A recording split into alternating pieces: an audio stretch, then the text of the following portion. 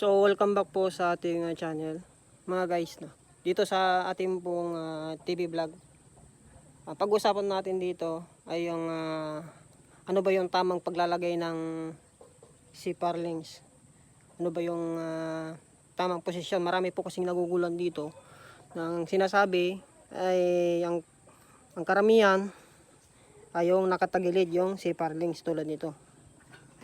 Nakatagilid siya. Pero naman yung nagsasabi na mas matibay daw yung nakataob, yung ganitong diskarte. Marami pong naguguluhan kasi dyan kung ano ba yung tamang paglalagay ng mga seedlings ng tulad ng nakadapa at yung nakatagilid.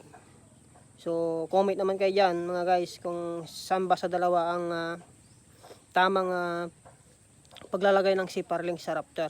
Ayan. So marami nagsasabi kasi pag nakadapa ay mas matibay at wala siyang uga.